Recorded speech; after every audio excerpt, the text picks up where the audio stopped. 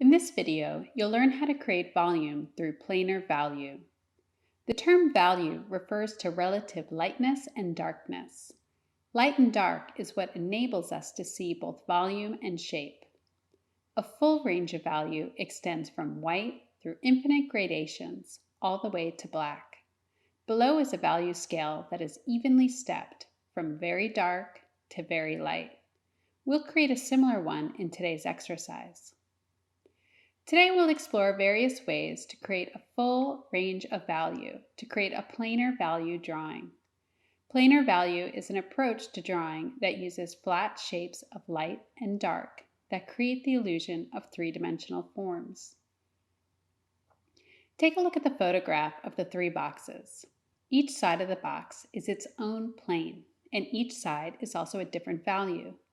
When comparing them to each other, some are darker and some are lighter. When completing a planar value drawing, you first record the shape of one plane and then assign it its proper value. You then repeat this for each side of the box, asking yourself, is this shape lighter or darker than the previous shapes drawn? Planar value is a vital component to observational drawing because shapes of value are what create the illusion of three-dimensional forms. The edges and corners of objects are described by the change in value where two shapes meet, not by outlines. Take a look at this drawing. There are no outlines to describe the edges of each box. Each planar shape butts up against another one. The shift in value is what creates the illusion of that edge. Once a full range of value has been established, the drawing will also describe how the light moves across the forms. Before we begin, gather the materials on this list and set up your workspace. Be sure to have a plastic tablecloth or old sheet underneath your drawing board to collect any charcoal dust and eraser shavings. Your still life should consist of 4 to 5 boxes. Ideally, choose white, gray, and black boxes. If you can't find each of these, all white boxes will be okay. Your tabletop should also be white, gray, or black. You can also cover it with a piece of cloth. Shine one direct light source onto your still life so that it rakes across your objects, creating a dramatic effect of bright lights and very dark darks. Make sure you can clearly see cast shadows beneath each of your boxes. You should dim as much other light in that area of the room as possible. First, we'll start by creating an evenly stepped value scale. You can find a value scale template in the back of your Draw textbook. You'll need each of the materials you see here: masking tape, paper towel, a folded sheet of paper, chamois, compressed charcoal, vinyl or kneaded eraser, and a blending stump. Using your masking tape, tape off each side of your stepped value scale. This is to ensure we achieve a nice crisp edge to the scale. Don't press down very hard on the tape to avoid ripping later on. We'll be leaving the one that says gradation alone for now, so just tape off the stepped value scale. Using your chamois, tone the entire value scale to get an even midtone. We'll then start with creating a bright white value all the way to the left. Line up your piece of paper at the 2 guide marks and then rub your eraser over that edge so that you get a nice straight line and a bright white value over the whole square. Then move your paper to the right side of the scale. Line it up with the 2 guide marks and use your compressed charcoal to achieve a very dark value. Go fully black here. From there, you'll then move to the left from square to square, having each value slowly get lighter and lighter until you reach the bright white value.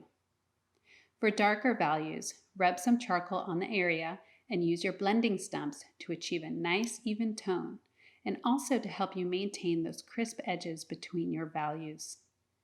When you get to the values in the middle, try using a paper towel instead so that it lifts a bit more of the charcoal off the page. For your lightest values, try using your chamois to achieve the proper value in combination with your eraser. Once the value scale is completed, carefully lift off your tape and dust off the eraser shavings. If the tape rips the page a bit, just go back into the scale to sharpen those edges again.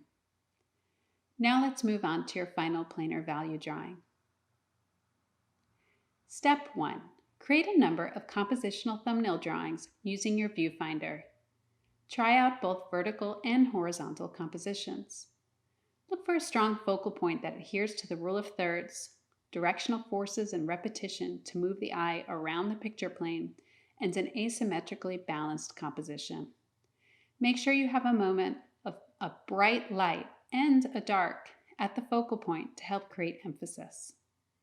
Step 2. Tone a piece of 18 by 24 paper using your compressed charcoal and chamois. Be sure to get underneath the clamps as well. Step 3. After choosing your strongest thumbnail drawing, use your sighting and measuring techniques to complete a quick drawing of your still life using willow charcoal. Be sure the composition remains the same as your sketch while sizing up to the larger paper. Step 4. Locate your darkest dark and the lightest light on your still life. Draw in those values first with your compressed charcoal and your eraser. Use the folded piece of paper to help you achieve crisp edges to each of your planar shapes. Remember, each of your drawn lines must fully disappear, so work right on top of them. Step 5. Comparing each value to the ones surrounding it, put in one planar value at a time.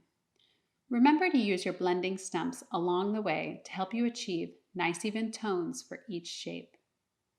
For larger shapes, try using a paper towel to smooth out the tone after applying the compressed charcoal to the area. Don't forget about your chamois as well. This can be used along with your erasers to get a variety of lighter values throughout the drawing. You'll need to rework areas, especially the lighter values, and adjust certain values as you go. Don't worry about getting too nitpicky until the end of the drawing. Also, don't forget to draw in planar shapes of value on your tabletop and background. The entire surface should be equally considered.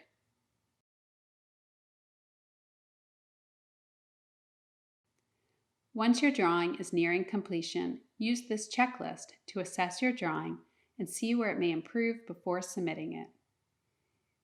Does the drawing demonstrate your ability to create a strong composition? Are angles and proportions accurately sighted and measured? Has a full range of value been established? Are edges described through the use of value with no outlines present?